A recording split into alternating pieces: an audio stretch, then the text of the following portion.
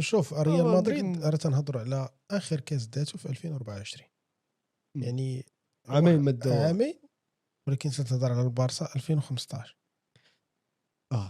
2015 شوف اليوفي. هذه انتكاسه مثلا بالنسبه لي، هذه انتكاسه يعني انك من حقبه ديال ميسي دوز واحد 4 سنين من ورا ما داو تشامبيونز ليغ، يعني لحد الان باقي تيعاني وتتقساو. ريال مدريد رغم المعاناه، رغم الاداء اللي تيبان لك في البطوله ناقص، رغم المشاكل اللي عندهم وهذيك الطفره، يعني انك حيتي نجوم اللي هي كبيره، رونالدو، بنزيما، كروس، سميتو دونك لعابه اللي كبار، زيد كرو سميتو مودريتش.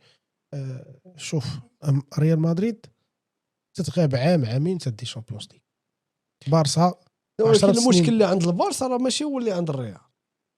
وثاني المشكل اللي عند البارسا مشكل مالي، وكان عندهم هذاك المشكل ديال نيغريرا اللي مأثر عليهم. نيغريرا لا هو غتشوفوا معنا الحلقه ديال نيغريرا نعاودوا نحطوها لكم. قوافه راه ديجا هضرنا ديجا دولنا. نيغريرا راه باقي ما كاينش شي جديد، باقا نعاودوا نحطوها لكم ان شاء الله.